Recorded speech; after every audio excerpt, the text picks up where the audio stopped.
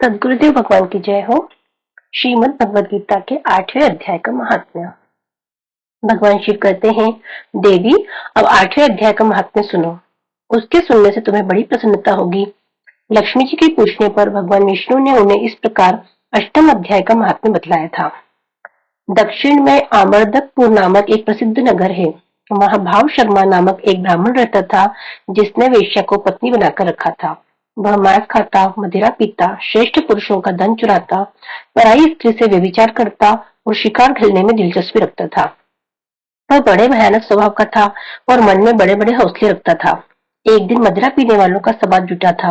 उसमें भाव शर्मा ने भरपेट ताड़ी पी, खूब गले तक उसे चढ़ाया। अतः अजीर्ण से अत्यंत पीड़ित होकर वह पापात्मा कालवश मर गया और बहुत बड़ा ताड़ का वृक्ष हुआ। उसकी घनी और ठंडी छाया का आश्रय लेकर ब्रह्म राक्षस भाव को प्राप्त हुए कोई पति पत्नी वहां रहा करते थे। उनके पूर्व जन्म की घटना इस प्रकार है। एक कुशीवन नामक ब्राह्मण था, जो वेद वेदांग के तत्वों को ज्ञाता, संपूर्ण शास्त्रों के अर्थ का विशेषज्ञ और सदाचारी था। उसकी स्त्री का नाम कुमति था। वह बड़े खोटे विचार की थी। वह ब्राह्मण विद्वान होने पर भी अत्यंत लोभवश अपनी स्त्री के साथ प्रतिदिन भैंस, कालपुरुष और घोड़े आदि बड़े दानों को ग्रहण किया करता था, परंतु दूसरे ब्राह्मणों को दान में मिली हुई कौड़ी भी नहीं देता था। वे ही दोनों पति पत्नी कालवश मृत्यु को प्राप्त होकर ब्रह्म राक्षस हुए थे। वे भूख और प्यास से पीड़ित हो इस पृथ्वी पर घूमते हुए उसी ताड़ वृक्ष के पास आए और उसके मूल भाग में विश्राम करने लगे। इसके बाद पत्नी ने पति से पूछा, नाथ, हम लोगों का यह महान दुख कैसे दूर होगा तथा इस ब्रह्म राक्षस योनि से किस प्रकार हम दोनों की मुक्ति होगी? तब उस ब्राह्मण ने कहा, ब्रह्म विद्या के उपदेश, अध्यात्म तत्व के विचार और कर्म विद्या के ज्ञान बिना हम किस प्रकार संकट से छुटकारा मिल सकता है? यह सुनकर पत्नी ने कहा, किम तद ब्रह्म, किम अध्यात्मम, किम कर्म पुरुषोत्तम। अर्थात पुरुषोत्तम वह ब्रह्म क्या है, अध्यात्म क्या है और कर्म कौन सा है? उसकी पत्नी के इतना कहते ही जो आश्चर्यजनक घटना घटित हुई उसको सुनो। उपर्युक्त वाक्य गीता के 8वें अध्याय का आधा श्लोक था। उसके श्रवण से ही वह वृक्ष उस समय ताड़ के रूप को त्याग कर भाव शर्मा नामक ब्राह्मण हो गया।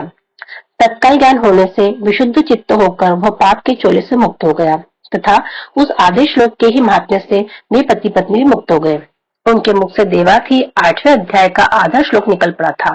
तदनंतर आकाश से एक दिव्य विमान आया और वे दोनों पति पत्नी उस विमान पर आरूढ़ होकर स्वर्गलोक को चले गए। वहां का यह सारा वृत्तांत अत्यंत आश्चर्यजनक था। उसके बाद उस बुद्धिमान ब्राह्मण भाव शर्मा ने आदर पूर्वक उस आधे श्लोक को लिखा और देव देव जनार्दन की आराधना करने की इच्छा से वह मुक्तिदायिनी काशीपुरी में चला गया। वहां उस उदार बुद्धि वाले ब्राह्मण ने भारी तपस्या आरंभ की।